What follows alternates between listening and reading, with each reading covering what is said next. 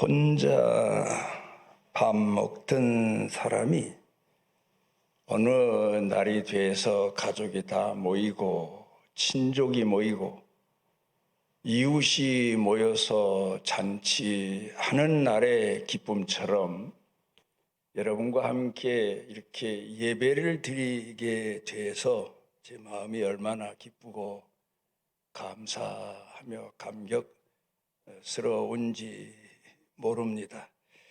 그러면서 이게 다 선거 덕분이 아닌가 이런 생각을 합니다.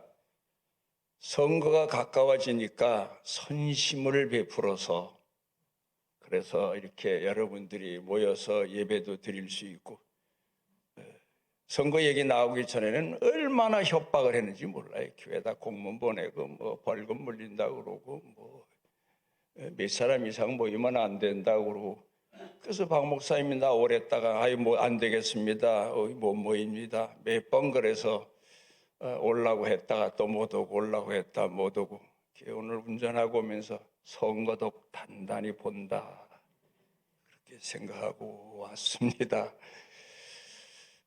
요새 후보들이 나와서 무작위로 막 공약을 발표하는데 겁이 나요. 가슴이 철렁철렁해요. 왜냐? 저 사람들 얘기하는 소리 들어보면 몇 년 안에, 한 4, 5년 안에 우리나라가 지상천국이 될 것 같아요. 뭐 교육비도 뭐 거의 다 대준다. 군대 가도 뭐 엄청난 돈을 준다. 또 재난 겪으면 재난 보상금 준다. 여러분 재난 보상금이라고 받아봤잖아요. 그거 누가 줬겠습니까? 정말 미안한 얘기지만 장님 제닭 잡아먹은 격이에요. 그 몇 푼 받고 나중에 세금으로 얼마를 냈는지 몰라. 요새 뭐 운전하고 다니면 기름값도 뭐 상당히 내야 되고, 그거 다 앞으로 조금 주고 뒤로 많이 걷고 이런 건데, 국민들은 선심에 마음을 뺏겨요. 그러면서 제가 걱정하는 게 이게 사회주의로 가는 거 아닌가, 우리 사회가. 공산당으로 가는 게 아닌가. 왜? 공산당의 내건 약속 구호가 지상낙원이에요. 그러니까 옛날에 우리나라에 복음이 처음에 들어왔어요. 그래서 북한에 제일 먼저 복음이 들어와서 확산된 것은 거기 뭐 신분이 낮은 북한 사람은 잘 등용 안 했으니까, 옛날 정치인들이 그 복음이 들어왔잖아요. 그래서 얼마나 많은 사람들이 예수를 믿고 그분들이 피난 와서 한국에 와서 공헌한 바가 대단합니다. 어쨌든 그런데 그분들이 왜 피난을 왔겠습니까? 지주라서? 지주 아닌 사람도, 예수 믿는 사람은 피난 거의 다 왔어요. 공산주의가 뭔지를 알기 때문에. 참 감사한 것은 선교사들이 들어와서 복음을 전하는 그 복음을 받아들이고 나니까 공산주의가 뭔지, 사회주의가 뭔지를 알았거든요. 허구다. 지상낙원이라는 건 허구다. 그걸 알았으니까 넘어왔는데, 그걸 모르는 사람들은 야, 이게 정말 우리가 기대하던 정치다. 그리고 풍덩풍덩 빠졌잖아요. 계급도 없다. 뭐 교육도 안 시켜준다. 그리고 또 옛날에 얼마나 배가 고팠어요. 그런데 그때 고깃국에 입밥 먹여준다. 뭐 북한 구호했잖아요. 얼마나 많은 사람들이 빠져들었는지 몰라요. 그런데 요사이 후보들이 내거는 공약을 가만히 제가 보면 큰일 났구나. 이 우리가 사회주의로 간다 하더니 이게 바로 사회주의지 뭐냐. 그런 생각을 합니다. 모르는 사람들은 야, 앞으로 잘 살게 될 거다. 뭐 앞으로 더 편리하게 될 거다. 그런 얘기를 합니다만은 여러분, 미국의 유명한 대통령 케네디가 한 말이 지금까지도 민주주의를 주장하고 민주주의 국가 사회를 이루고 사는 나라들이 케네디 대통령이 한 말을 가슴에 새기고 있는 이유가 있습니다. 그가 말하기를, 미국도 역시 마찬가지예요. 대통령 후보들이 나와서 뭐 이 지역은 뭘 해드리겠습니다. 뭘 세금을 깎아드리겠습니다. 여러분들을 편리하게 해드리겠습니다. 그런 공약 거기도 안 했겠습니까? 그런데 아마도 케네디 대통령이 그가 생각해 보니까 이건 민주주의 아닌데? 그래서 그가 국민들 앞에 호소한 것이 진정한 민주주의는 국가가 나를 위해서 무엇을 해줄 것인가를 생각하지 말고 내가 국가를 위해서 무엇을 할 것인가를 생각하는 것이다. 우리나라 지금 후보들 중에 이런 말 했으면 아마 10%도 안 나올 거예요, 지지표가. 하도 준다는 게 많고 준다는 말에 현혹되고 보니까 말이에요. 근데 미국 사람들이 깬 거예요, 그 말에. 맞아. 대통령이 뭐 제 주머니에 돈이 얼마나 있다고 제가 주는 것도 아니고 국민들이 국가를 위해서 무엇을 할 것인가를 생각하는 것이 민주주의다. 예수를 믿으면 기복신앙을 얘기할 때 예수 믿어. 그럼 복 받아. 자식도 잘 되고 자손 대대로 잘 되고 마음도 편하고 죄도 사함 받고. 여러분 그렇게 복음을 전하셨습니까? 앞으로 전하시겠습니까? 오늘 선교위원회 헌신 예배. 복음의 참 깊은 뜻을 마음에 여러분들이 새겨 기본 신앙을 바로 갖고 나서 여러분들이 선교에 동참하고 전도에 동참해 주시기를 바라는 마음에서 우리 신앙인들이 가져야 될 가장 고상한 지식 두 가지. 사도 바울이 말한 것. 그걸 여러분들에게 오늘 일깨워 드리려고 합니다. 공산주의는 성경에서 찾아보면 그 뿌리가 대표적으로 나온 내용이 마태복음 4장에 있어요. 예수님께서 인간들을 구원하시기 위하여 고난의 길을 택하셨지 않습니까? 하늘 보좌를 버리시고 인간의 몸으로 이 땅에 오시고 그리고 가장 낮은 자로 복음을 전파하시기 위해서 준비 단계에서 금식 40일을 하셨더니 줄이신 것을 기회로 삼아서 마귀가 찾아오지 않습니까?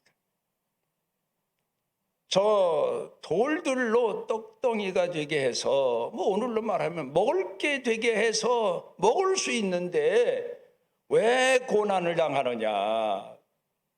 왜 고난을 겪으면서 메시아가 되려고 하느냐? 그거 아닙니까, 여러분?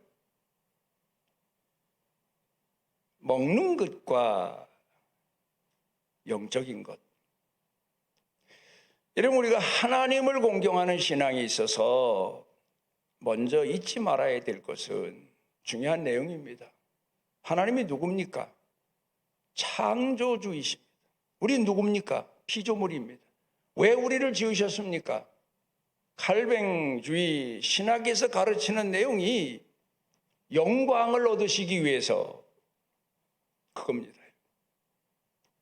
그리고 예수님께서 비유를 들어 말씀하실 때에 주인 집에서 낮에 나가서 열심히 일하고 해가 져서 집에 들어와서는 주인의 저녁상을 준비해서 드리고 주인이 잠들 때까지 시중 들고 그리고 나서는 나는 무익한 종입니다.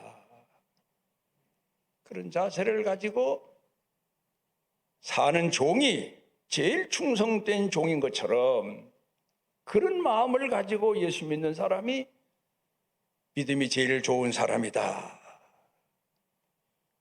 어떤 사람 기도하는 소리를 들으면 하나님 이것도 해주시고 저것도 해주시고 그럼 넌 뭘 할래? 그리고 물어보고 싶을 정도로 요구하는 게 많은 경우가 많습니다. 하나님이 나에게 무엇을 해 주실까를 생각하지 말고 내가 먼저 하나님을 위해서 무엇을 할 것인가를 생각하고 그걸 가르치는 게 신앙교육이에요. 또 그런 자세로 예수 믿는 사람이 예수 잘 믿는 사람이에요. 여러분, 하나님과 물질, 오늘은 그 갈등 속에서 우리가 살고 있어요. 그 두 사이에서. 그런데 하나님은 누구고 물질은 뭐냐? 하나님은 주인이세요. 그리고 물질은 뭐냐? 하나님을 섬기는 수단이에요. 그런데 미신적인 신앙은 어린아이 신앙일 수도 있죠. 이게 바꿔졌어요. 마치 어린아이가 어머니 아버지는 왜 있느냐? 나를 위해서, 내 시중 들어주기 위해서. 어렸을 땐 그렇잖아요. 그러다 시중을 제대로 안 들어주면 막 신경질 내고 울고 짜증내고 그러잖아요. 나중에 자라면서 내가 섬길 분이 바로 부모님이시구나 깨닫는 것처럼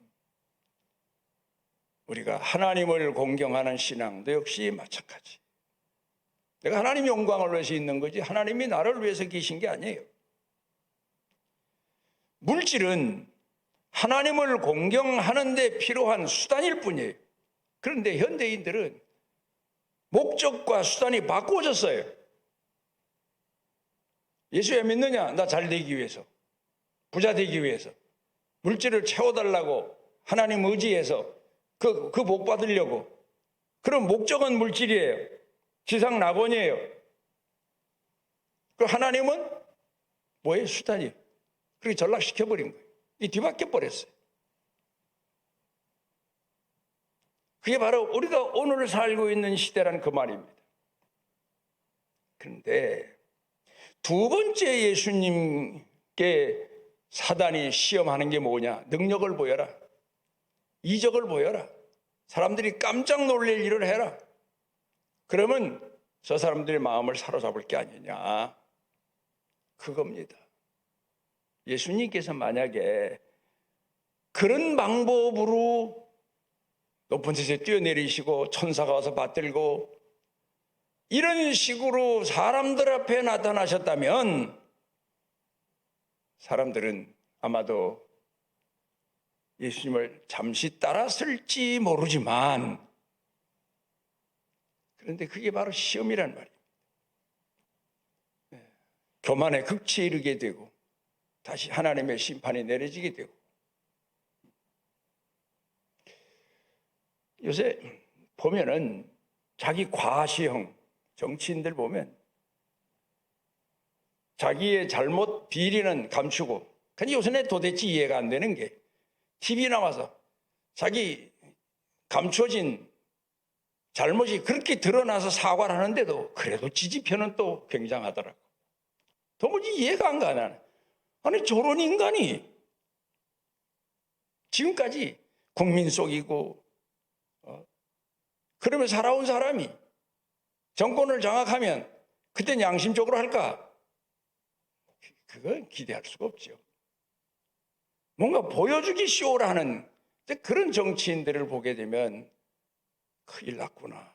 이게 바로 사람들이 걱정하는 공산주의, 사회주의로 가는 시작인데 물론 현재 정치인들이 다 사회주의자라는 말은 아닙니다. 그러나 그 중에 몇몇 사람을 보면 큰일 났구나.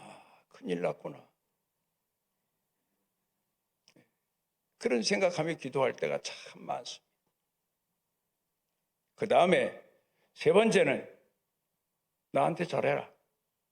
천하만국을 내가 너에게 주마. 자, 천하만국이 누구 겁니까, 여러분? 사단 겁니까? 하나님 겁니까?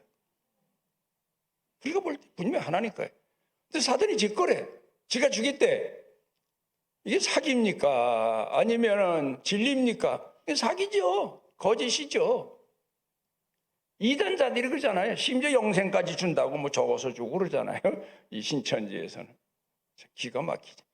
주지도 않고 갖지도 않은 걸 주겠다고 사람들을 속이는, 나한테 절해라. 그러면 천하만국을 다 주겠다. 그런 것처럼 마치 국민들을 위해서 요 근간에 나온 정치인들 보면은 천하만국을 줄 것처럼 그렇게 호도하고 있습니다. 국민들이 좀 깨야 돼요. 우리 기독교인들 좀 깨야 돼요. 그런데도 아직도 기독교인들이 깨지 못하고 기도하지 않아서 문제가 보통 심각하고 어려운 게 아니에요. 기도만 하면, 교회 성도들이 이럴 때 다 열심히 기도하면 안심이 돼. 하나님이 저 기도를 들어주실 테니까. 근데 기도도 안 하고 마치 정치꾼들처럼 이리 쏠리고 저리 쏠리고, 그런 현상이 교회들 가운데 얼마나 많이 일어나는지 몰라요. 여러분, 우리가 정신 차려야 돼요. 정직과 성실. 공산당은 목적을 위해서는 수단과 방법을 정당화해요. 이게 악을 행했든 사람을 죽였든 쏘겠든 그건 상관없어요. 목적만 이루면 돼요. 그게 공산당 이론이에요. 그런데 우리 기독교인은 뭡니까? 하나님을 공경함에 있어서 목적을 이루기 위해서는 수단과 방법도 정당해야 돼요. 유한일 씨가 북한에서 9 자녀 중에 장자로 태어났던 분이더라고요. 근데 아버지가 이 하나만큼은 공부를 시켜야 되겠다 해서 미국 갔는데, 그 당시만 해도 미국에 공부하러 나이 어른 9살밖에 안 된 아들이, 사람이 어떻게 갑니까? 근데 미국에 있는 좀 가난한 목사님 집에서 아마 양자 입양한 거로 해서 가서 공부를 했던 것 같아요. 이분이 거기 가서 공부를 열심히 하고 일본이 우리나라를 통치하고 있을 때 하여튼 거기 가서 결혼까지 했어요.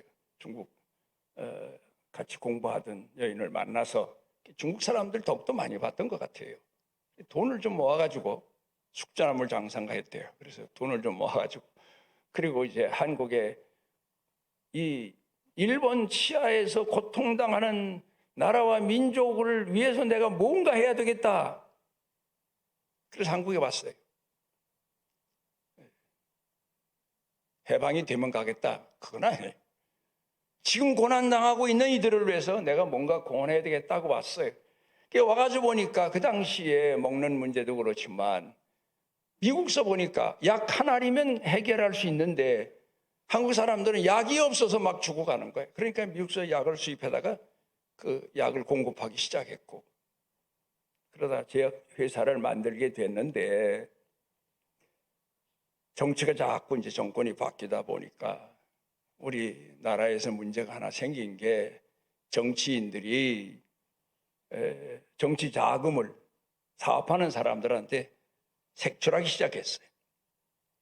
다른 기업하는 사람들은 정치 자금 내고 특혜 받고 뭐 이러는데 이분은 아니라고.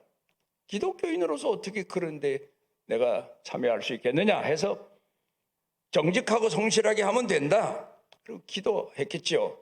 그리고 했더니 믿게 본 것 같아요. 정치 자금 안 낸다고. 24명 보내가지고 샅샅이 뒤져서 2주간이 지났는데도 흠을 못 잡은 거예요. 그러니까 그때 그 지휘하고 왔던 지휘관 중에 한 사람이 상부에 보고하기를, 안 되겠습니다. 아무리 찾아도 없습니다. 그건 그냥 철수해라. 철수했어요. 그런데 그렇게 시달림을 받고 세모사찰을 받고, 그런데 대통령이 모범 납세자로 이제 국가에서 대통령이 직접 상까지 주고 뭐 그랬잖아요. 하여튼 그랬는데 오늘 우리가 예수 믿는 신앙인들로서 오늘을 살아가면서 문제가 뭡니까? 목적이 바르면 수단과 방법도 바르게 돼야 돼요. 그런데 문제가 그 하나 있어요. 바르게 살 수 있는 세상이냐, 지금이 정직하게 살아서 되는 세상이냐? 안 되잖아요. 그러니까 고난이 있는 거예요. 그러니까 역경이 있는 거예요. 예수 믿기가 그 어느 때보다도 더 힘든 시대다, 뭐 그렇게 말들 합니다만은 그래요. 우리는 수단도 방법도 정당해야 된다. 그래 계명이 필요한 거예요. 이 계명을 지키는 거예요.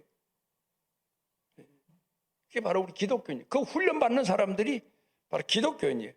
그래서 연단, 시험, 시련 이런 거를 통해서 우리가 신앙인으로 더 신앙이 성숙해 가기도 하고, 그리고 바른 신앙인으로서 흔들리지 않고 살아가기도 되고, 그게 오늘 우리가 살고 있는 신앙의 길인데, 여러분 요사이 또 하나 있어요. 이 시대가 어떤 시대냐? 여러분 잘 아시는 대로 젊은이들은 뭐 척하면 척이니까 메타버스란 말이 있어요. 가상세계, 가상화폐 뭐 그런 거 있잖아요.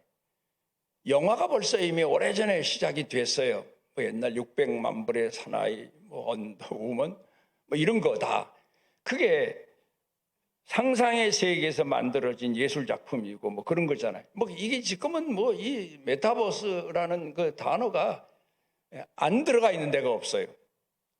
근데 여기에도 하나 문제가 있는 거예요. 질서라는 게 필요한 거예요. 근데 사람들은 야, 더 좋은 세상을 만들기 위해서 더 편한 세상, 뭐 더 우리가 상상했던 세상.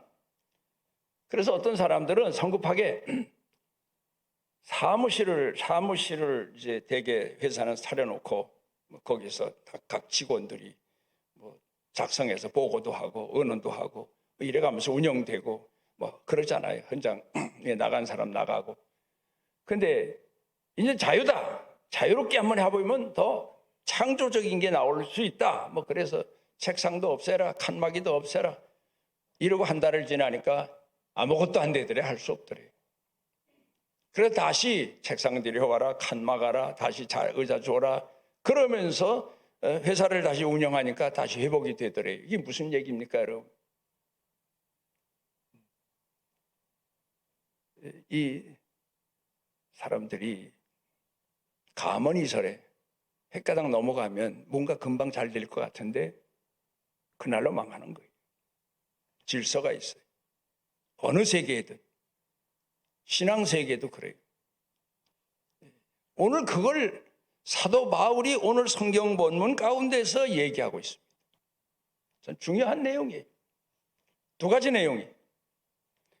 그게 뭔가 하면 하나는 십자가입니다. 사도 바울이 계속해서 이 빌립보 교회만이 아니고 고린도 교회나 갈라디아 교회나 뭐 그 외에 다른 교회들에게도 편지 쓸 때마다 그거 강조한 게 나는 자랑할 게 십자가밖에 없다. 십자가 신앙을 얘기합니다. 십자가의 깊은 진리입니다.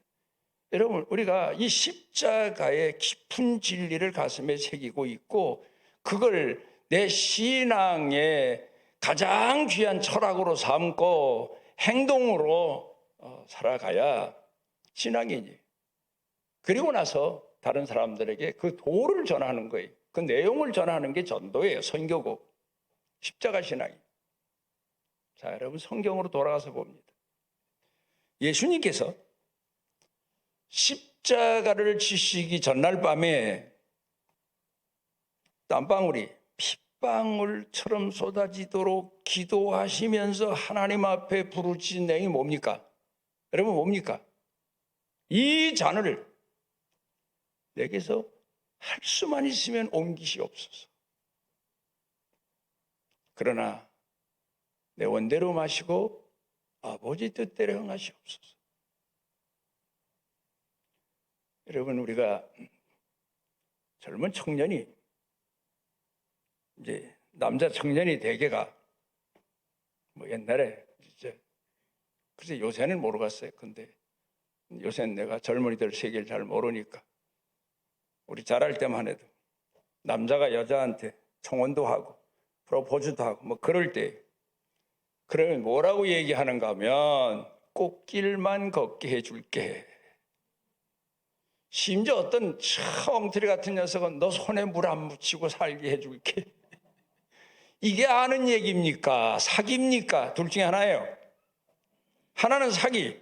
어떻게든지 이 여자를 좀 유혹해서 내 사람을 만들겠다는, 아무것도 없으면서 할 수 있는 것도 없고 뭐 지가 그런 능력도 없으면서 가문이설로 여자를 넘기는 거죠. 하나는 무지. 인생을 모르니까. 아직 살아보질 않았으니까. 자, 결혼해서 지금 몇 년들 사십니까, 여러분? 꽃길만 걸었습니까? 손에 물 안 묻히고 살았습니까? 어떻게 사셨습니까? 쓴 잔을 매일 마셔야 돼. 이게 쓴 잔이에요. 쓴 잔. 손을 이루기 위해서, 가정을 이루기 위해서, 자녀들을 키우기 위해서. 이 십자가예요. 십자가 하면 여러분 그냥 뭐 이 벽에 붙여놓은 거, 뭐 교회 종탑에 있는 거, 그것만 생각하고 그저 목걸이도 갖다가 십자가 달고 다니면 교통사고도 안 나고 뭐 내가 막 운전하고 다녀도 괜찮겠다, 이런 미신적인 신앙 가지고 십자가 그게 아니에요. 이 잔을 마셔야 되는 잔이에요. 여러분들이 지금까지 예수 믿으면서 목적을 이루기 위해서 연단 받는 동안에 하루에도 수도 없이 마신 잔이 쓴 잔이에요. 갈등하며 마시는 잔, 이걸 마셔야 됩니까? 이게 하나님의 뜻입니까? 할 수만 있으면 이 잔을 내게서 옮겨주시옵소서. 그게 우리 예수님도 그러셨는데 우리 인간의 실제예요. 뭐 일터에서든지 가정에서든지 부부간에든지 부모와 자식간에든지 이걸 내가 마셔야 됩니까? 그런데 아버지의 뜻인 줄 알고 마시는 거예요. 쓴 잔을 마시는 거예요. 그래서 제펴서 그 치욕, 그 고통, 그 예수님은, 그래서 어떤 사람은, 이 엉터리 같은 인간은 예수님이 육신의 몸을 입고 온 게 아니라 육신은 형체만 있는 거고 영만 왔다, 그런 이제 신학적으로 공부하다 보면 이제 그런 이상한 이단 세계가 있기도 했었어요. 그런데 보세요. 그렇게 제표셔서 채찍에 맞으시면서 고난을 겪으시면서, 아버지, 우리 같으면 하나님의 뜻을 생각하겠습니까? 아니면 이거 좀 덜 맞게 해주십시오, 이제 죽겠습니다, 정신도 없습니다, 아버지여 피할 길을 주시옵소서. 근데 그 잔을 마시셨어요. 다 아버지께서 원하시는 잔인 줄 알고. 여러분, 우리가 하나님의 일이 땅에 떨어져 죽어야만 싹이 나는 것처럼 여러분들이 가정에서나 직장에서나 일터에서나 심지어 교회 와서도 때로는 쓴 잔이 내 앞에 딱 놓여질 때가 있어요. 그걸 내가 마셔야 될 때가 있어요. 그래야 하나님 영광이 드러나고, 그래야 교회 덕이 되고 하나님의 선하신 뜻이 이루어지는 거예요. 내가 죽더라도 작게 되는 정도가 아니에요. 사도 바울이 그 깊은 진리를 터득한 거예요. 그래서 그렇게 십자가 얘기를 한 거예요. 그게 뭐냐? 나는 매일 쓴 잔을 마신다, 그런 얘기죠. 목회하려면 이 사람 만나서도 쓴 잔은 내가 마셔야 되고, 가정에서도 그렇고 부부간에도 그렇고, 그래야 덕이 이루어지고 선함이 이루어지고 하나님께서 우리를 원하시는 연단의 길로 가게 되고, 목적은 하나님 나라 가게 된다는 얘기죠. 사도 바울이 그걸 터득한 겁니다.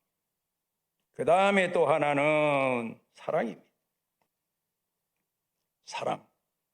여러분, 사랑이 뭐라고 생각합니까? 감상? 감정? 사랑만큼 깊은 실체가 없어요. 진리죠. 옛날에 제 할머니께서, 옛날엔 그 돋보기도 그렇게 없었어요. 바늘길을 뀌시다가 누가복음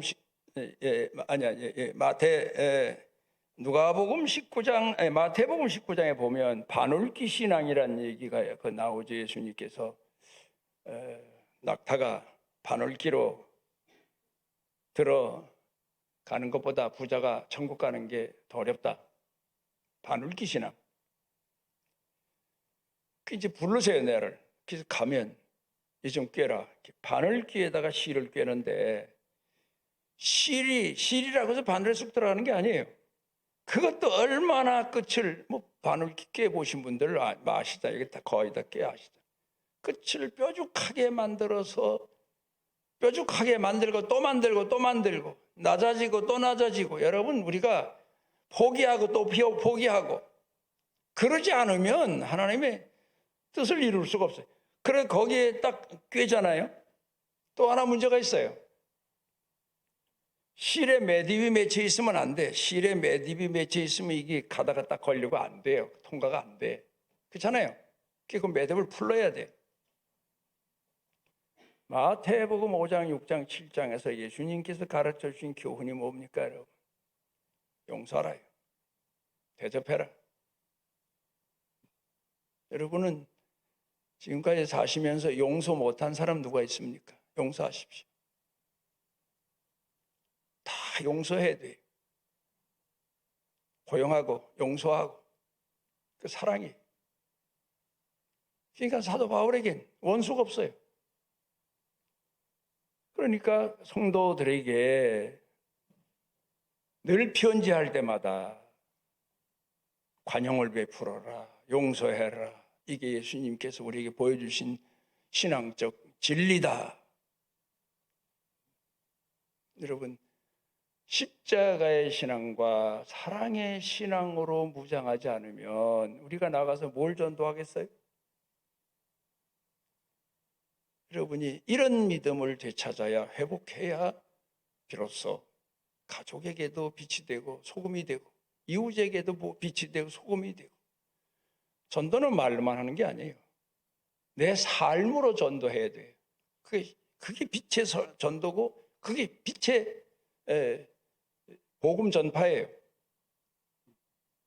내 자신이 나를 돌아보고 오늘 성경 본문에서 사도 바울이 말한 것처럼 내게는 사람들이 부러워하는 학벌도 있고 지위도 있고 명분도 있고 베냐민 집합 사도 바울이 내 꼽는 걸 보면 굉장해요. 그 시대에 바리새인 중에 바리새인이고. 근데 이걸 다 버렸다. 거름더미처럼 버렸다. 쓰레기처럼 버렸다. 오직 고상한 지식 2가지만 내 가슴에 안고 오늘을 산다. 그래야죠.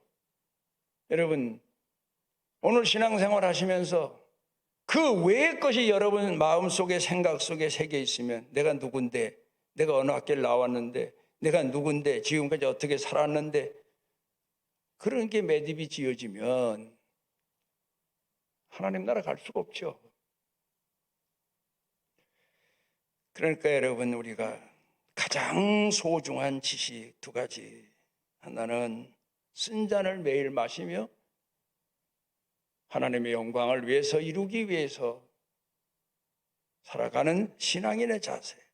또 하나는 모든 사람을 다 포용하고 환난이나 기근이나 적신이나 칼날이나 위험이나 심지어 죽음이라도 날 그리스도의 사랑에서 끊을지 못. 그런 앞에서도 사랑을 여러분들이 보여줄 수 있는 그런 사람이 되어야 된다. 가르칩니다. 기도하십니다. 오늘 우리를 이전에 모아주시고 우리로 하여금 하나님 앞에서 갖추어야 될 신앙의 자세를 마음에 새겨 놓게 해 주셨사오니 우리 삶이 이 말씀대로 변화되어 빛이 되고 소금이 되고 주님의 증인으로 마지막 생애를 살아갈 수 있도록 은혜를 더하시옵소서. 예수님 이름으로 기도드리옵나이다. 아멘.